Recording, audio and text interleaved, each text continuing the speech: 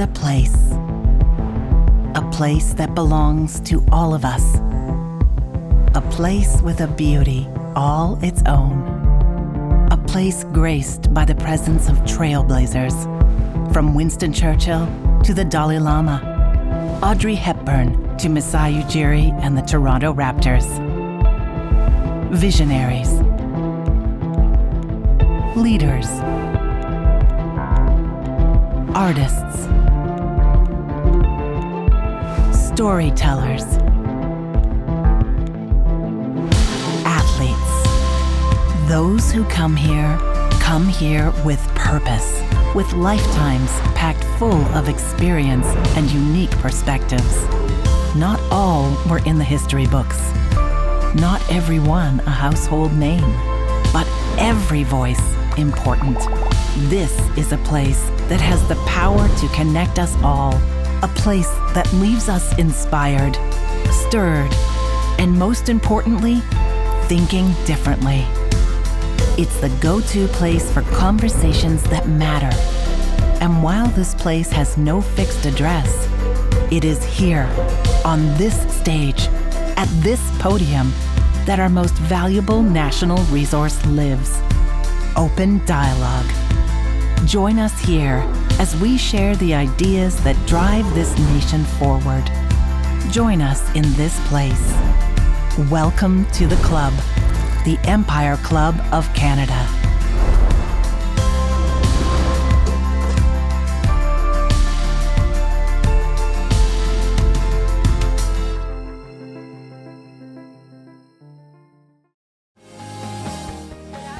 Everyone. I'm Jenna Donaldson, Chair of the Board of the Empire Club and your host for today's event. To formally begin, I want to acknowledge that we are gathering on the traditional and treaty lands of the Mississaugas of the Credit and the homelands of the Anishinaabe, the Haudenosaunee, and the Wendat peoples. I encourage you all to learn more about the traditional territory on which you live and work. Today's event would not be possible without the generous support of our sponsors. The Empire Club is a nonprofit organization. Our sponsors generously support the club. They make events like this possible, and they make viewing complimentary for those of you who are online. So please join me in thanking our lead sponsors, CIBC and Wipro. Thank you.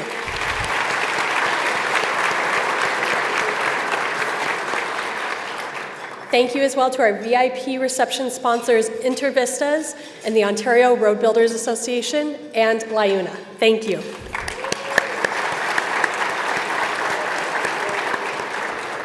And thank you to our supporting sponsor, Osler, Hoskin, and Harcourt. We appreciate you. Thank you.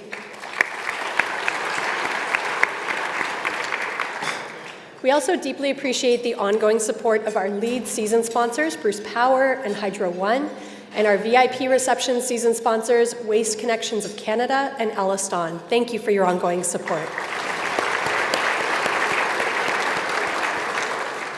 And finally, thank you to our media partner, the Toronto Star, and our AV partner, Bespoke Audio Visual. We appreciate you. If you have a question for our speakers, please scan the QR code found in your program or through the Q&A function if you're online. For those of you who are online, if you require technical assistance, use the chat feature and our staff will be there to help you.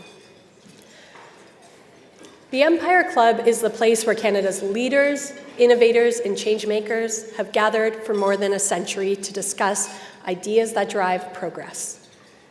When it comes to progress, few topics are consistently as timely or as consequential as how we prepare our infrastructure to meet the demands of a rapidly growing country. We joke that sometimes Toronto acts like it's the center of the universe, but it is inescapably true that Toronto is one of our country's most important economic hubs, and Toronto Pearson is at the heart of so much of that activity. A record-breaking 269,000 people came to live in the Greater Toronto Area last year. One way or another, they all relied on this hub. And we all rely on Pearson no matter how long we've been here. Airports like Pearson are a cornerstone in a larger network, connecting industries, driving economic growth, and creating new opportunities for businesses and workers across Canada. That's why today's discussion matters. The investments being made through Pearson's Lift capital plan will modernize the airport, to be sure. But we are all here because there's more to this story. The decisions we make now will deeply affect how Canada competes in the global economy in the years ahead, and those years are already proving to be quite dynamic. So I'm thrilled that we are hearing from Pearson's leadership at this important moment. And this conversation wouldn't be possible without the support of our lead sponsor, CIBC. They've asked me to share a few remarks on their behalf. CIBC and Toronto Pearson are proud partners and have been helping ambitions take flight for over a decade together. We recently expanded this relationship to bring even better experiences for travelers journeying through Pearson. Among other things, CIBC's enhanced presence ensures travelers can access banking services when and where they need while on the go.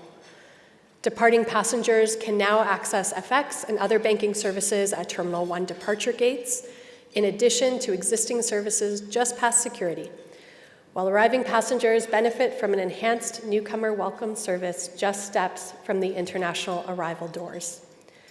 As a hub of ambition, CIBC is a natural partner for Toronto Pearson, and our partnership ensures that the growing number of travelers can access CIBC banking services with ease and convenience while on their journey. Some lovely remarks from CIBC on their partnership with Pearson Airport. So please please join me in thanking CIBC for their support.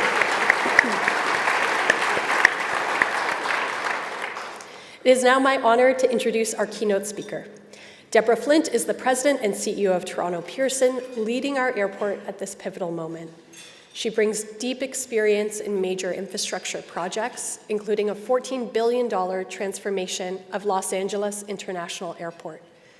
And under her leadership, Pearson is aligning for the future with bold investments that will define Canada's place in the global economy.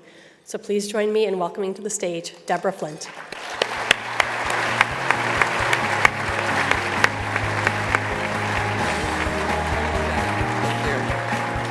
Good afternoon. Thank you so much, Jenna.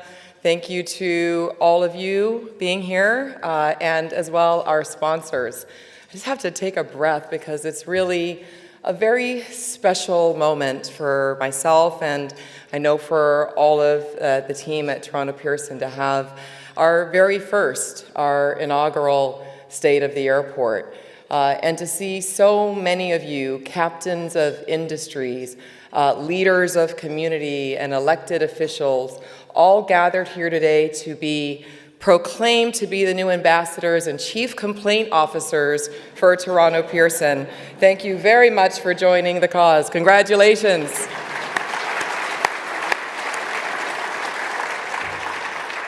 So we have a lot of exciting things to share. I'd like to first begin, though, with asking that our very dedicated and esteemed board of directors who are here this afternoon do stand up so you can see them and talk with them in the moments after today's event. Thank you to our board.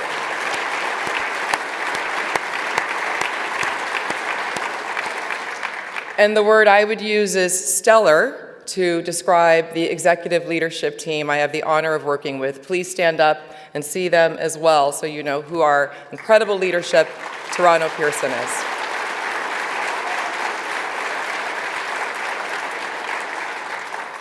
Together, we all understand the critical importance of the stewardship that we are all entrusted with for Toronto Pearson. And as we look across this room today, it's also I reflect on the vision that we have and how much we can all do together, and it's quite exciting. Toronto Pearson, your Toronto Pearson, is a great international hub airport. Let's start with looking back and thinking about the good old days, 2024. I know many of us wish we could probably go back a little bit to 2024, but the reality is those days are actually long gone. It's a new time. It is important, however, to reflect on 2024, the year that was for Toronto Pearson, because that and the years before it have set the foundation for what 2025 will entail for us, and more importantly, where that's going to take us into the many years ahead, and how important that is at this time. It's great to be able to stand here and to say that in 2024, Toronto Pearson had a very good year. We grew the business, that's always foundational, and equaled almost 47 million passengers traveling through the airport. That's 2 million passengers more than in 2023. And as equal to that are that there's 7 new airlines that joined and started service at Toronto Pearson in 2024 as well. That's the most number of airlines that any airport in all of North America was able to succeed in adding to its service levels.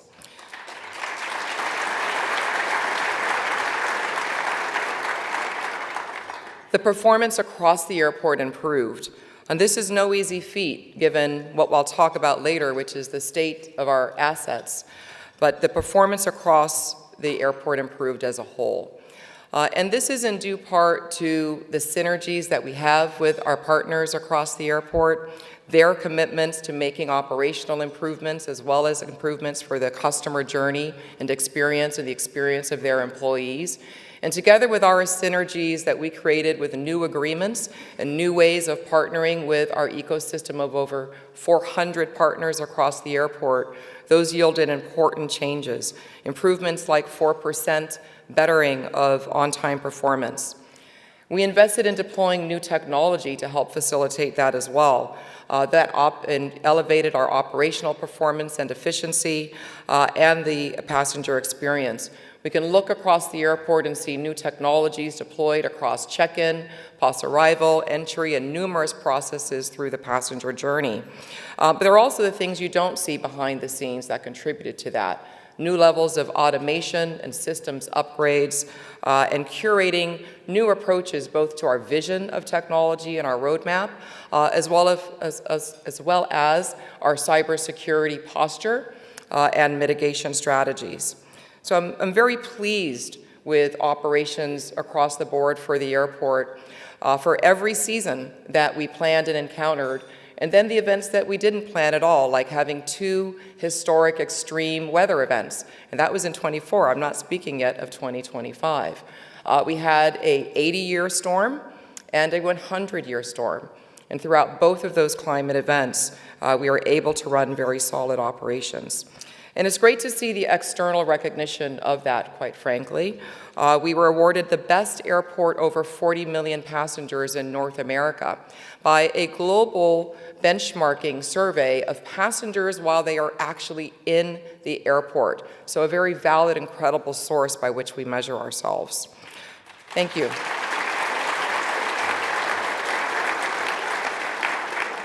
And at a time when we are driving our own corporate transformation to align with our infrastructure plan, changing how we work, process improvement, how our workforce is showing up and is being ready for the skill sets not of just today, but what we need to deliver on our vision and our ambition of tomorrow. I'm very pleased that we were awarded one of Canada's best employers by Forbes magazine. And this is a reflection of our launching also our very first transformation office across the organization that's focused inwardly on how we function and operate as an airport. Because indeed, competition is what we are all about. Today, your Toronto Pearson serves 199 destinations, and we are working for that 200. Karouche, yes, I know we'll get it this year. 199 destinations. We are North America's most internationally connected airport. I would many times say that the Canadian aviation model across the board is really understated.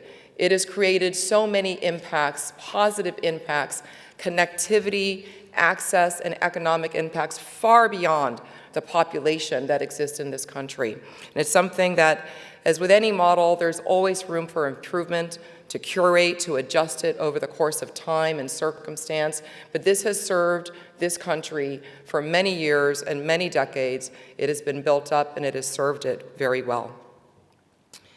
To reflect on the end state of 2024, thinking again through the challenges of our infrastructure, which is aged, many of the challenges of how the passenger expectation and operations have changed today, and even with that environment that exists, the outcomes is at the end of the day, the magic of over 400 companies and the people within them, deeply committed with deep expertise, working day and every single night to generate these results.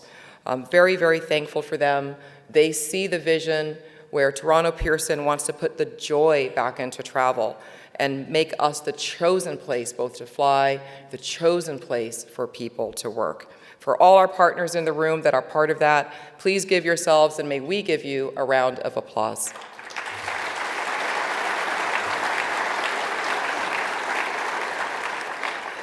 So it is time indeed, though, to face the realities of 2025. Without question, North America has a new political and economic climate. There are threats to global trade, and how we are positioned and where we're going. Having a strong Toronto Pearson is of critical importance to the local economy and to our country as well. So it's quite timely that today, when we planned this many months ago, that we are announcing new economic research that was done independently by Deloitte, Oxford Economics, and Trillium Network for Advanced Manufacturing. And what it reflects is that the trade corridors that line the skies into and around Pearson are more important to Canada than ever before. The good news is that they can expand and adapt quickly. And at Pearson in particular, we are cushioned with the diversity of our routes and our services. We have North America, we have a strong international base, we have a domestic base as well. And that connects us to 70% of the world's economies. How critical is that for you and all of your business in days where we are reshaping the future of trade in this present moment?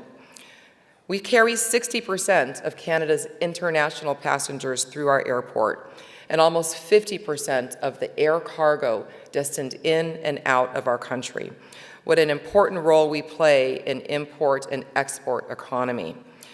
At Pearson alone, with those flights, that contributes $20 billion of gross domestic product and supports 133,000 jobs across Canada. But it's much, much more than that. It's the area around the airport that we also look to and say, what are we creating and stimulating by virtue of having a global international hub airport and its effect on passengers, cargo, supply chain, logistics, and business in general. That is the stimulation effect a great airport can provide to a region or to a country. And the study revealed that the Pearson Economic Zone is indeed a dynamic area. 18,000 businesses are centered in this area. 500,000 people work in the economic zone. And $70 billion of GDP is generated on an annual basis. And the economic zone area has grown. Since we last commissioned a study back in 2016, there are actually 100,000 more people working in the environment. So it's a magnet for continued growth and employment. And that's something that's really important at this time especially, that we seek to see what works and how we can expound upon that even more.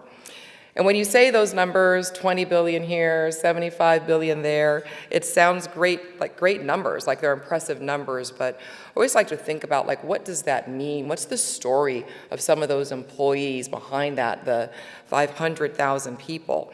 And so if we think about just 2,000 of those workers, 2,000 workers that began work here at Bombardier and their new assembly plant that's located at Pearson. And when they, that's right, give it up for Bombardier. And I will just say that Bombardier does know how to build jets to withstand lots of different forces. Canadian built and Canadian strong. That's right.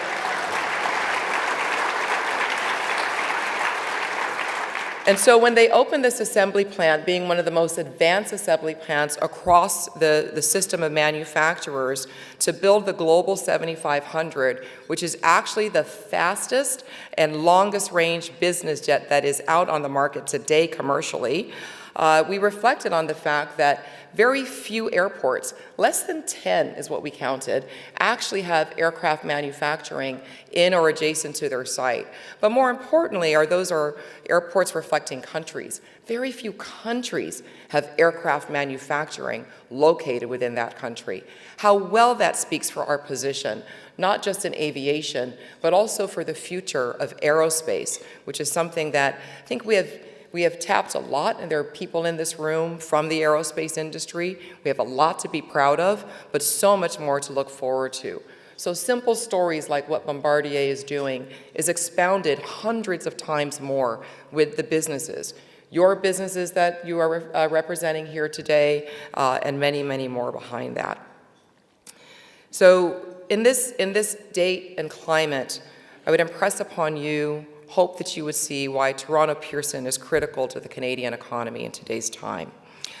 It is an enabler for all of us to collectively create new and a better and a more resilient climate and a more resilient economy and trade in the days ahead, especially with countries that are reciprocal in friendship and in nature. We know, however, that there are threats to that today. We are years behind in investing in the airport and having the infrastructure that prepares us for the future.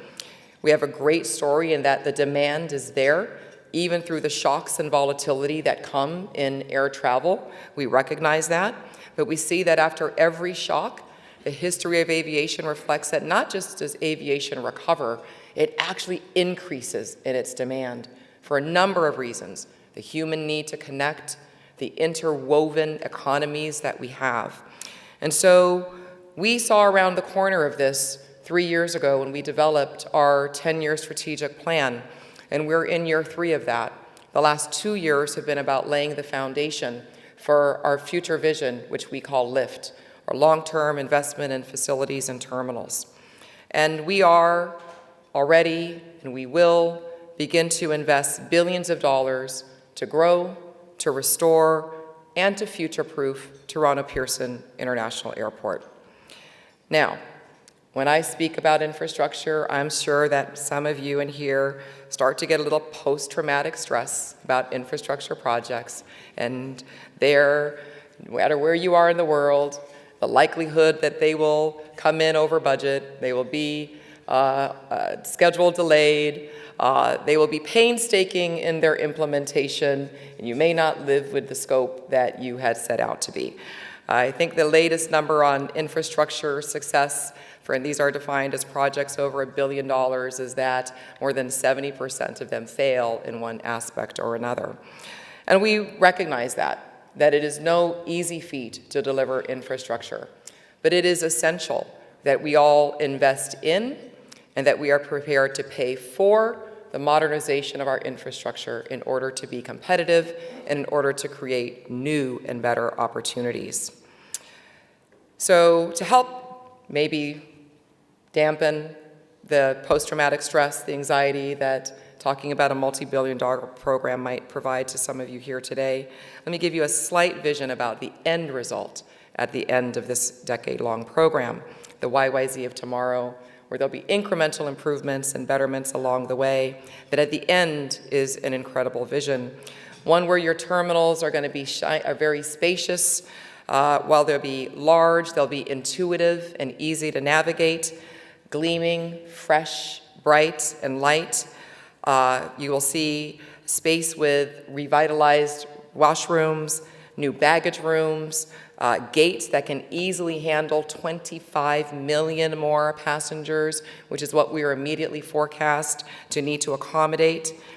If you are a person that chooses a digital pathway for your airport travel, you will be able to have seamless flow throughout every process that you encounter at the airport, where there'll be less of them, but your single biometric token will help carry you through consistently, reliably, every single time. And the choice of the amenities for you, whatever type of passenger you might be on your journey, and we know that the types of passengers are not the types of people. A single person can have many different profiles depending on the nature and the reason for their travel as they go through our airport. No matter what type of passenger you might be on any day, the amenities are there for you the way that you would like them to be. And the aesthetics and the art and the cultural experience create an environment that's so rich and so appropriate for Canada that you can take your pictures and post them through your digital glasses that you might be wearing by that time. And then for those of us that love the business and love the engineering, when we look out across the airfield, not only do you see more digital tools deployed and automation that helps make the jobs of our workers more efficient, you also see clean energy infrastructure that speaks to both electric and hydrogen-powered ground vehicles and sets a basis for the future of energy generation, not just for our building utilization, but also for the future of aircraft that may eventually happen over time. And our technology platforms are going to be brand new and state-of-the-art that leverage both real-time data, good, clean, and protected data, and enabling our operations to reach entirely new levels of connectivity and efficiency, not just for the airport, but for how all of our partners across the ecosystem can run our business and deliver services in a way that will be fitting for beyond 2020. And all of that equals a sense of place, as well as the signs that say, "Welcome to Canada." Those are the signs, but the impression that you feel as you enter and go through the airport is that you are absolutely in the place to be. That place to be being Canada, a leading global country, one that's built for the future, but one that also cares uniquely about you and welcomes you warmly into our environment. LIFT is about creating that new built and digital environment. Yes, we're going to have new terminals, both interim and permanent large-scale terminals. We'll be restoring systems that the engineers love, HVAC, for example, and many others, and electrical systems out in our airfield, right? Some of these things will be seen, other of them will be experienced because the airport will be more reliable. But LIFT is more than just the built environment.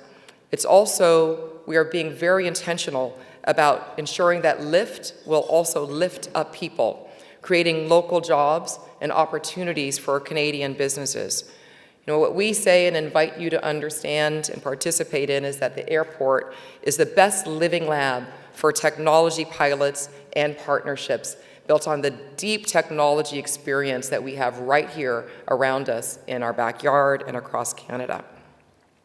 When we look at this, there's practically no choice, right? This is essential for our today, our tomorrow, and our future.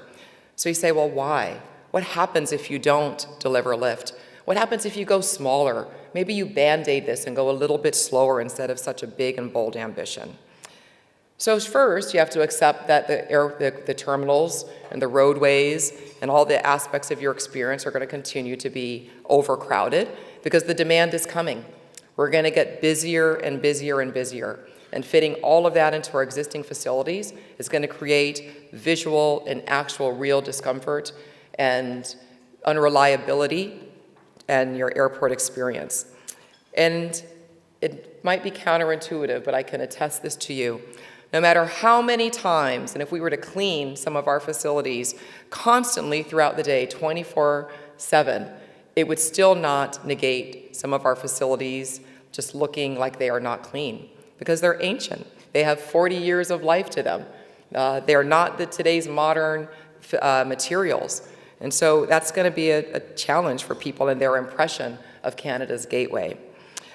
Delays and uncertainty about meeting and reaching gates because there are not enough gates to serve the volume of business that we are being asked and need to accommodate. But worse is actually the effect on the business, right? Today we have 199 nonstops, as I shared. But when you can't accommodate the growth that is here and that is coming, what happens? That growth will be distributed elsewhere. And what does that mean for us and our population base? It means that instead of those 199 nonstops, you start to have to get on smaller feeder aircraft that then fly you to gleaming new LaGuardia or the new Newark Airport Terminal or Chicago or JFK for your travels to the Middle East, for your travel to Europe, for your travel to South America and the Caribbean. That is not something that we concede. We have to maintain our competitive advantage for this country. Think about the impact on your cargo, not just the people, but cargo becoming longer to deliver inbound and outbound exports, and more expensive to do so as well, because that connectivity would be lost. So this is a fight not just to maintain our value proposition, it's one to ensure that we grow the business and seize the opportunity that we actually have right in front of us to be able to deliver for our country. But we know that we have to deliver lift with excellence, that again, infrastructure delivery is challenging, and we go into that with our eyes wide open. Not just looking to partner with some of the best firms that we have right here, but we are also being very cost-focused, selected a model that reflects the construction environment of today, where the risk sharing and risk reward are more important, and partnering through a progressive design delivery model enables us to work with our construction development teams and have on-ramps and off-ramps and be agile in the development to respond to volatility and changes in technology and opportunities across the program as we implement it. I'm also very proud to say that the executive team that I introduced you to earlier is a phenomenal one. The level of experience in airport infrastructure development is renowned. I can share with you that Bernardo Gonya is the most sought after and top infrastructure leader, having built airports in North America, Europe, and in Middle East from the ground on up. And he is our Chief Infrastructure Officer. He has now got all of this responsibility on him.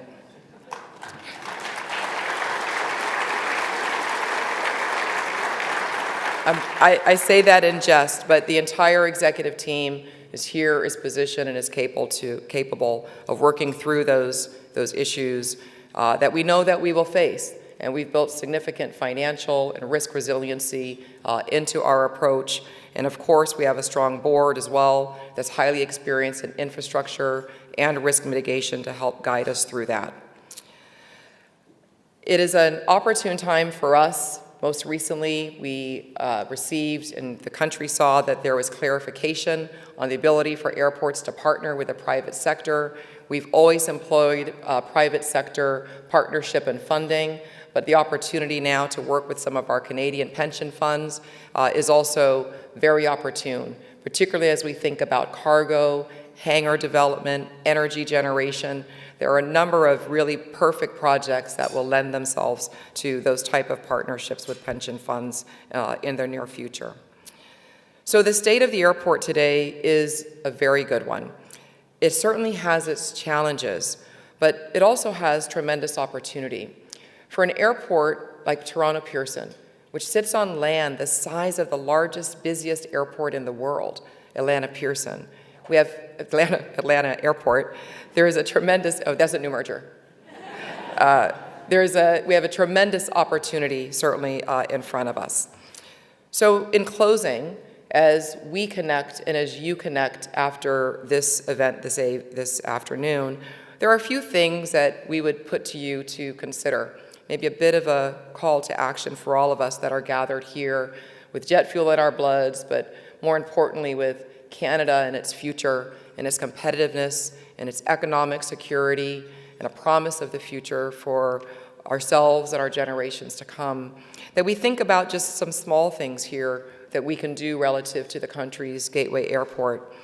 And so first, pretty low-hanging fruit for our business leaders is share the opportunity, share the vision that we have presented here today that you've heard about.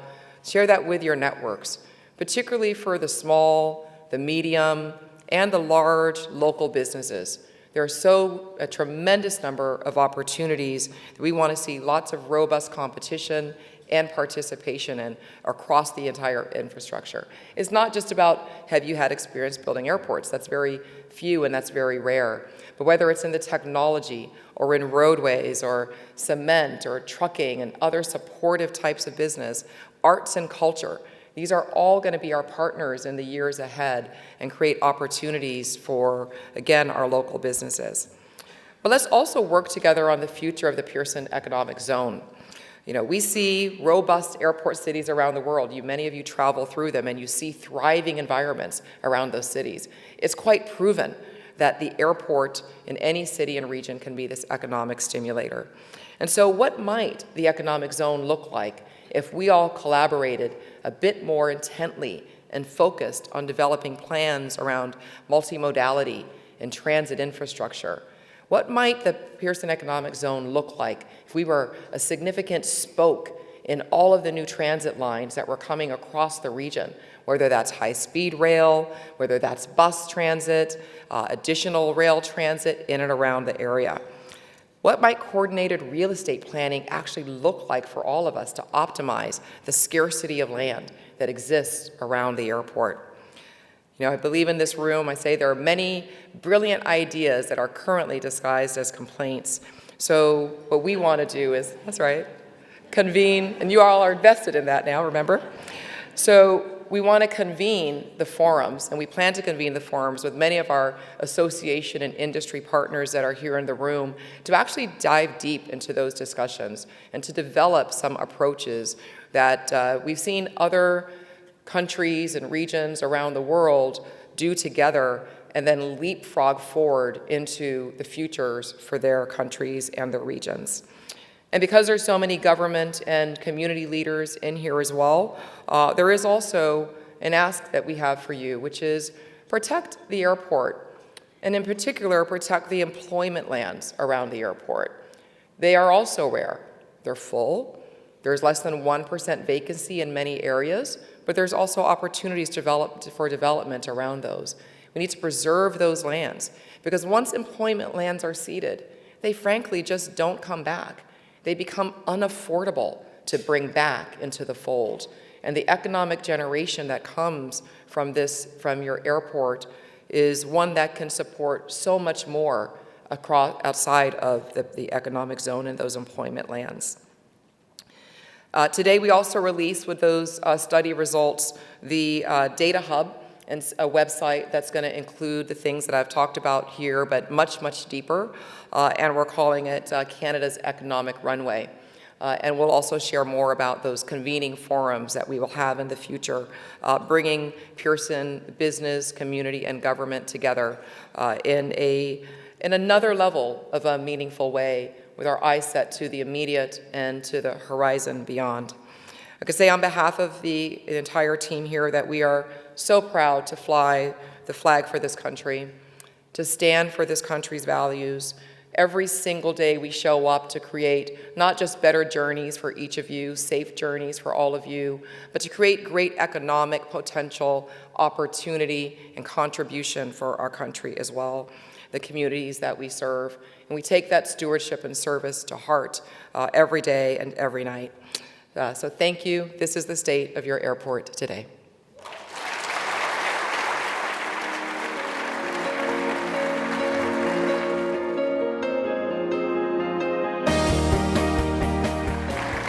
Fantastic. Thank you, Deborah, for that great state of the airport. It's clear that your work over the past couple of years have been comprehensive and transformative.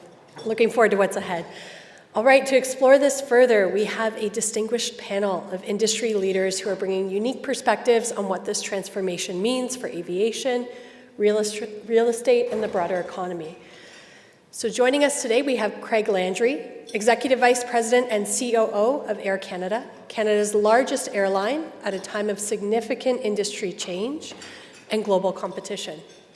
We also have Blair Wolk joining us, President of Orlando Corporation, whose expertise in industrial real estate and development is shaping how businesses grow in and around the Pearson Economic Zone. And finally, we have with us our moderator, John Stackhouse, Senior Vice President in the Office of the CEO at RBC. We all know him for bringing deep insights into economic trends, policy, and innovation. Will you join me in welcoming our panel to the stage?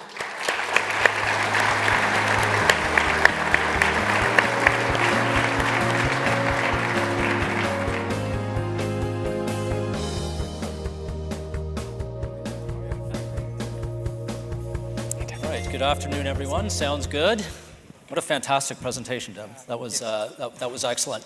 And a real honor to have 25 minutes here for conversation. We're going to take questions from the audience. I'll get them up here and insert them as we're having this conversation. We all know we are in an incredibly important and challenging moment for Canada and for our economy. We at RBC are spending a lot of time talking to our clients, thinking about the economy, researching the challenges as well as the opportunity, and seeing a clear need for historic investments in export infrastructure.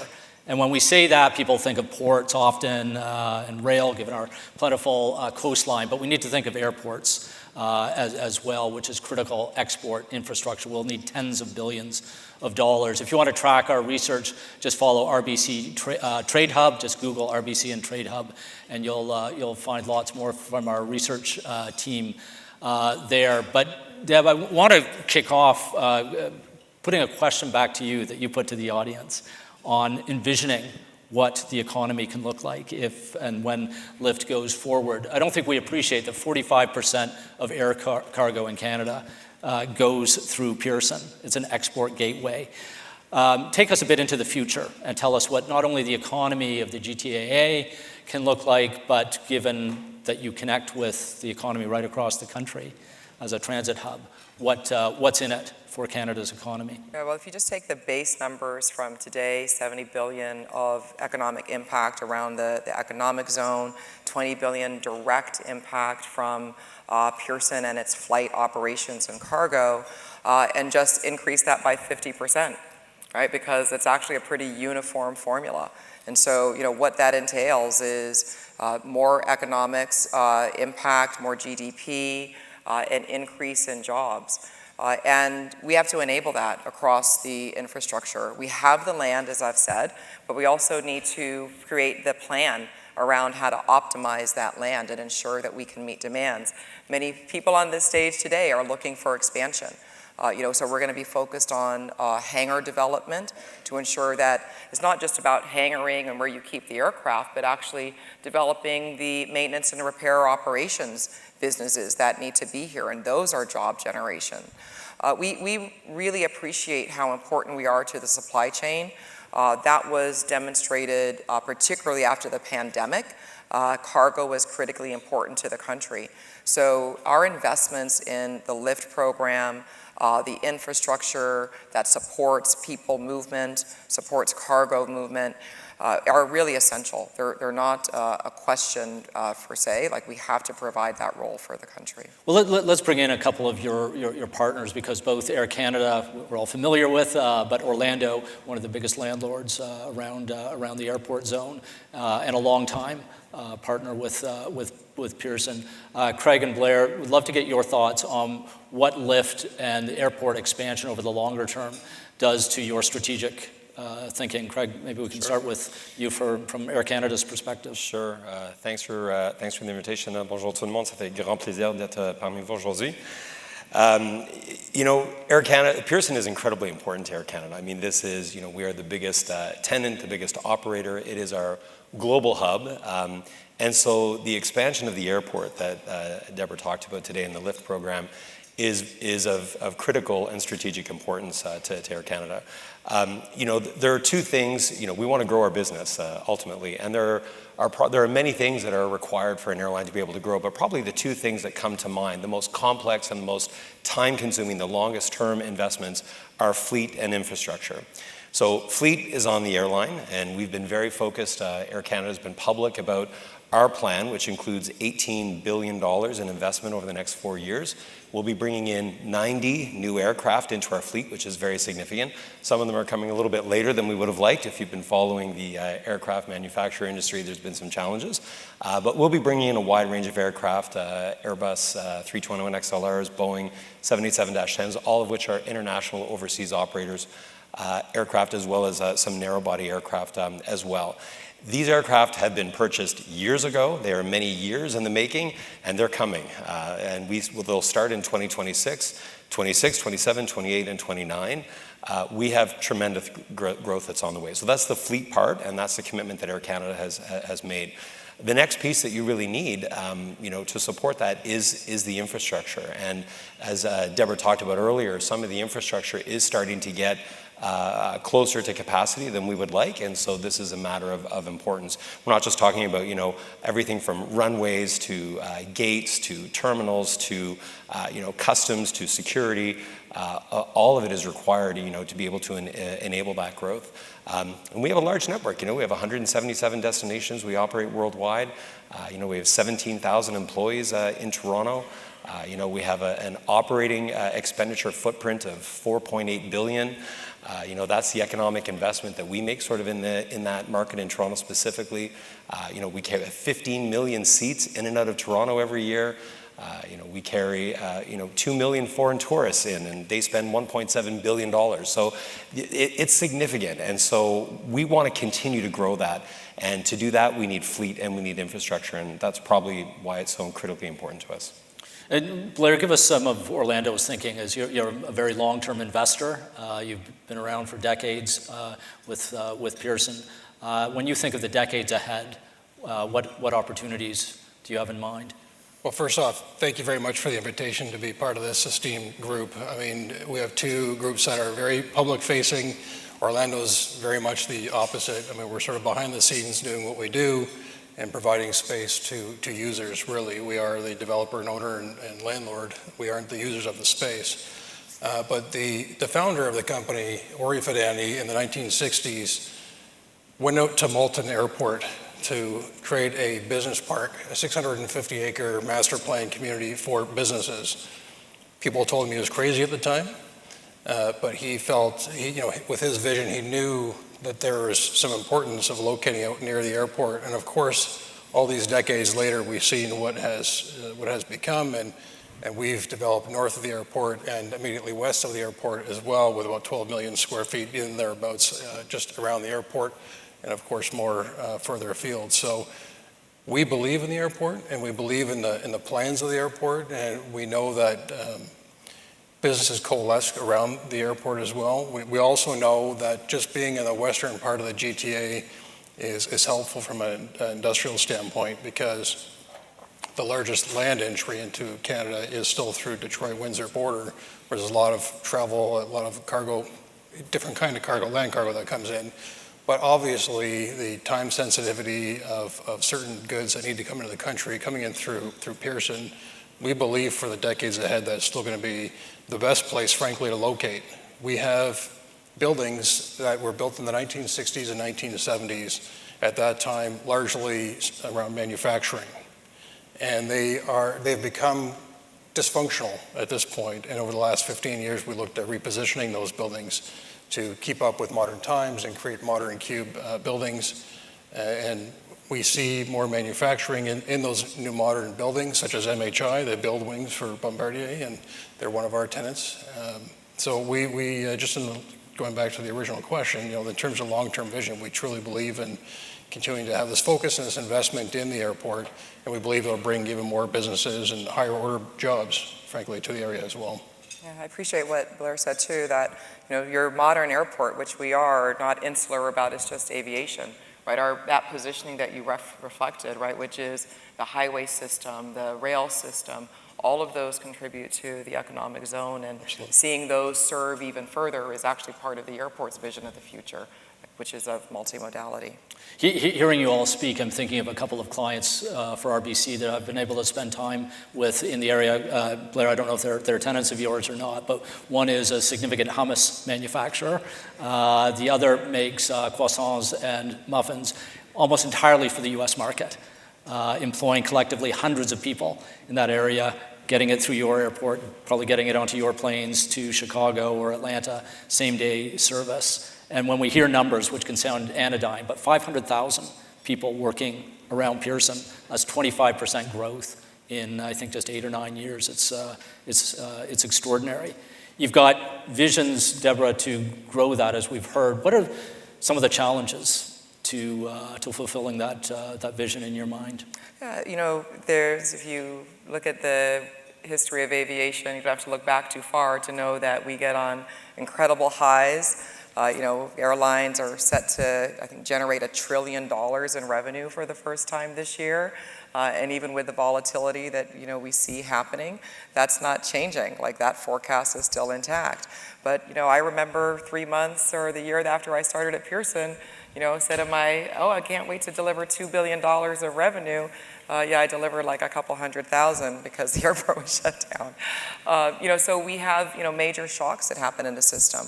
But, what do we know about that? Again, the demand does always come back, but it's important to have resiliency built in, right? It's important to anticipate the shocks to the system and the downturns and be able to keep a program that can deliver throughout that. So that's, certainly part of the things that we think about is making sure there's proper risk mitigation with our financial plan, that we deliver facilities both that are restoration and positioning for the new with cost and affordability as number one.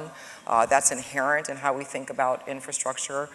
It is a cost business. It's a competitive business, as I've said. So like with any other business, we have to be competitive around our value and the cost for providing that value as well. You also touched on the infrastructure challenge of being on time and on budget. You've done major projects. What do you have in mind to overcome those challenges? Yeah, we looked and worked very hard about what type of delivery models we were going to impart for the 3 mega projects that are part of LIFT, and looked at the market today, where there was an era where the client, the asset owner, had a lot of leverage over the construction program and its delivery. And today the model is much more about shared partnership. Working collaboratively with architects, designers, and the developer and engineers very early on in the project to be able to see and understand all the risks and build the proper contingencies and solution and create great opportunities from projects together. But at the same time, have risk and reward sharing as part of the project. And so our progressive design delivery model is really important. Underpinning all of that is actually having really great relationships. Great relationships to make sure that the workforce that we need to will employ across many different sectors, trades as well as professionals, see this as an incredible project, a legacy program to be part of, and an environment where they can learn, grow, and thrive.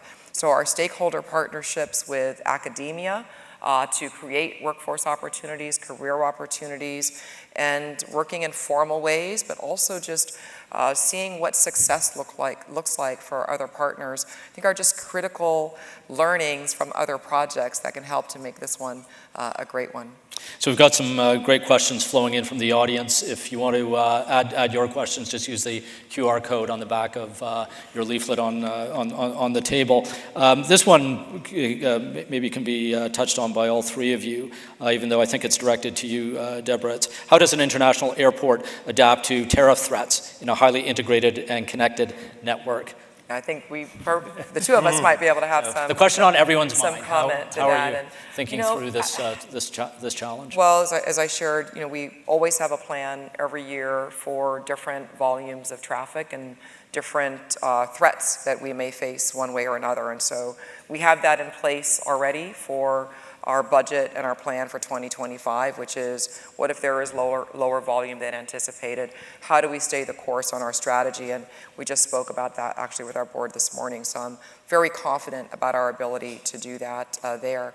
What is it saying right now? You can pick up the your news and reports, and you're going to see many different things. You're going to see that there's some softening in the market. We saw that in February. We see softening in March in our passenger volumes, but not significant. But then you can also pick up a feed that says it's going to drop 20 or 30% in travel, either between across North America or across the world.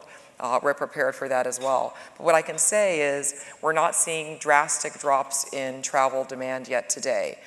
We are seeing some shifting of services, and where markets that are south are softening a bit, we're seeing aircraft being redeployed, new routes and additional seats being added to Europe and being added to South America and Latin, as well as to the islands and to essentially the EMEA regions as well. So, right at this point, like it's... Do you think those are long-term shifts that are starting to form? Long-term is I don't know what that is in this industry, except for the projects that we build.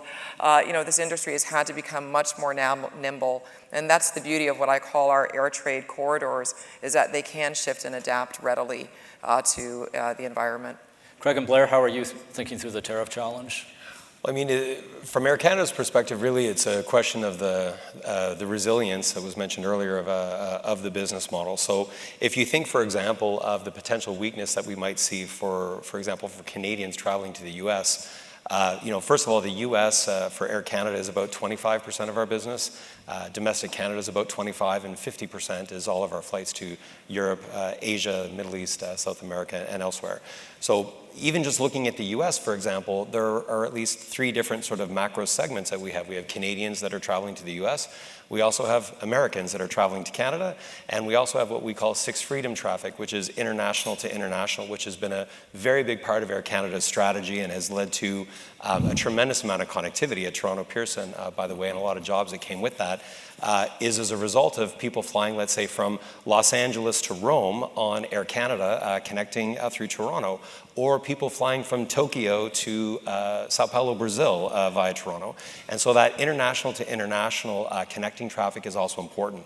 So while we might see a softening in one segment on one portion of our business, it is not meaningful enough at this point that we can't accommodate by some shifting around of capacities, some shifting of frequencies, which frankly is a very normal thing to happen in the airline business. We often see disruption, whether it's been disruption in the Middle East, in Israel, the closure of Russia overflight. There has been many, many examples of disruption that we build, and our challenge is to build a highly resilient business model with a global network and multiple flows of traffic that give us the levers to be able to be resilient in the face of something like this.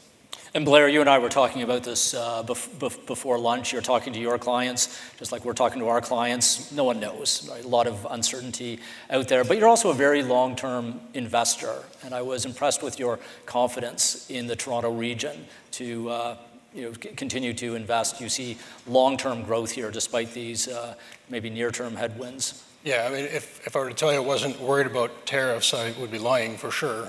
We are solely concentrated in the GTA, a portfolio of close to 50 million square feet of industrial product. So tariffs definitely are on our mind. As we reach out to our various tenants, whether they're manufacturers or exporters to the US or importers, we ask the same question, what are you going to do about this situation if tariffs are applied to your product?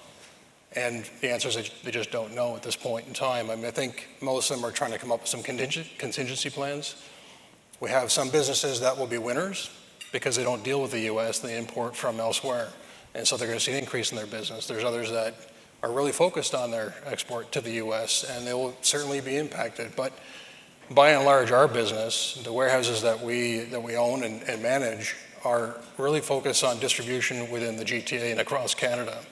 So I think that as long as our population continues to grow, we'll continue to service the population that's here. Will there be a slowdown? If there's tariffs applied, sure, there would be. But like you said, we have a long-term vision. We truly believe in the GTA market, all the lands in the GTA. I mean, this is really the epicenter of growth for Canada. We have our challenges, to be sure, affordability being a big problem. Access to resilient power supply is a problem. But we, for the long term, truly do believe in this market, and we'll get through this issue, if you want to say it that way, like others, and we'll get on the other side of it, and we'll be okay. That's a great vote of confidence. So much more we could talk about, but I know everyone's got to get on with their afternoons, and we're just about time. But Craig and Deborah, I think you're working on some exciting developments between Air Canada and GTA. I wonder if, Craig, you might share a bit with us. Well, I mean, listen, at the end of the day, the airline business is not that complex. It's about destinations and routes and markets that we're able to serve. And so, we've been able to see a lot of growth over the last few years. We've added service into Toronto, namely Sacramento, Charleston, North Carolina, Jacksonville. To Europe, we've added Brussels, we've added Stockholm. In Asia, we've added Mumbai, Osaka. So these are all, growing markets that we've been seeing. This year, we'll be adding Prague to our network, as well as Rio de Janeiro. So our business continues to grow, and that's an important part of our collaboration with Deborah and the GTA. That's fantastic. And Deborah, if there's one thing people should keep in mind as they leave today, what would you like it to be? I'd say have confidence and be proud of what we all have here collectively. When I came here from Los Angeles, there are a number of reasons. I have an amazing family here, and I love the city of Toronto. I think it's an incredible city. You were born in the Golden Horseshoe, right? Hamilton, I think yes, people may not know indeed. that. And I think, people say, why would you leave Los Angeles to come here? And I'm like, that's the wrong question. You have to be very proud of what we have here. Many people love Toronto and think it's esteemed and revered. And what I saw, in addition to the personal, was a region that had ambition in the past and had built on that ambition. It had built a world-class airport that served far more than just the population base. It had connected rail to it. We have to have that ambition today for our future and go through the challenges of investing in infrastructure, but make it work for us. And indeed we can. And deliver on that future. It's never been more important than today, but we should be confident that we need to do it, and we should have confidence in the fact that we can do it, and we're here to do it now. It's a great message. Blair, Craig, Deborah, thanks so much for the conversation. Jenna, we're handing it back to you.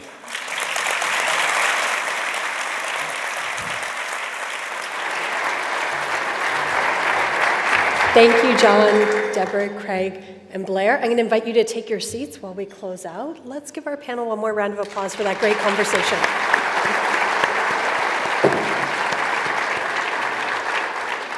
I think what a great note to end on what Deborah said. Part of Pearson's transformation is, in fact, part of Canada's transformation. We should be ambitious. As I've said before, this event would not be possible without the support of our sponsors. Wipro has been a leader in driving digital innovation and transformation across industries.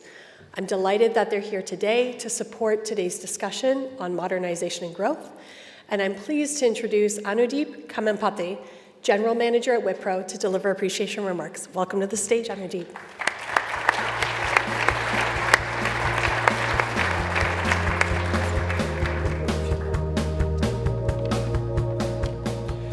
Wow. That was a very insightful and thought-provoking panel discussion. Thank you. Very good afternoon, everyone. I'm Anudeep Kamampati, General Manager of Transportation Business of Wipro Canada. And we take great pride in being a long-term IT strategic partner of Pearson Airport. Right? It's an honor to address such a distinguished group of leaders from business, aviation, and development communities. First, I want to take a moment and extend my sincere gratitude to Empire Club and the GTIA for bringing all of us together here. The discussion we had underscores the power of collaboration in shaping the future of our cities, our economies, and global connectivity. I've had the privilege of working with Deborah Flint from the day one she joined in GTA, February 2020. Right, just before 20 days of the pandemic, right? And that is one of the most challenging moments of the entire aviation industry, right?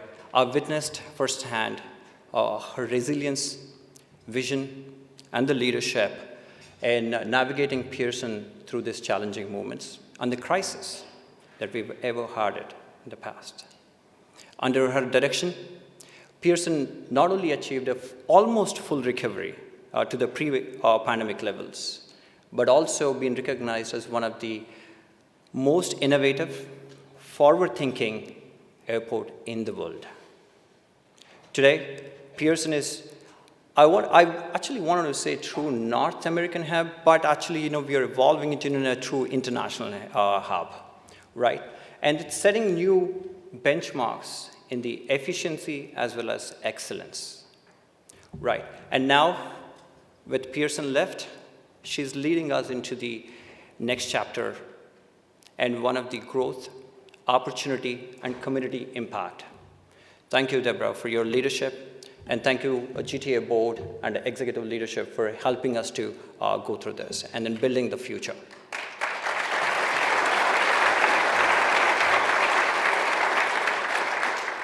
With global major events such as FIFA World Cup next year on the horizon, the demand for state-of-the-art solutions and technology or construction or infrastructure has never been more pressing. I'm excited about the collective opportunity before us to ensure Toronto Pearson is prepared to welcome the world and serve as a catalyst for regional economic development. Beyond technology, what truly inspires us is the people, the workforce, the local businesses, or small or medium businesses, and the communities that make the Pearson a thriving hub. At Wipro, we believe in purpose-driven approach to business. In fact, for every dollar of Wipro's profits, almost 67% goes to kids' education, sustainability, and social programs that create lasting impact. That's 67% of our profitability. And that's why Pearson Lift resonates so deeply with us. This initiative is about more than just infrastructure. It's about uplifting people. And it's about creating jobs, fostering opportunities, and ensuring that the airport remains an engine of economic and social progress for the entire region. We're all fortunate to be here to support this truly transformative journey and contribute to its success. We close today's discussion with let's carry forward this momentum and continue to innovate, collaborate, and build a future where connectivity drives prosperity for all. Thank you.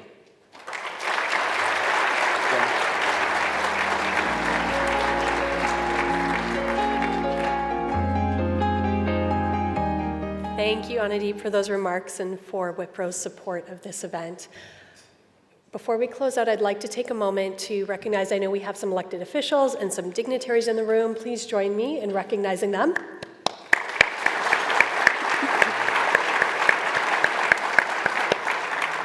And I'd also like to recognize another special group of people. We have our students and young leaders in the room. I know we have students here from Queen's University. We're so glad you're here with us today.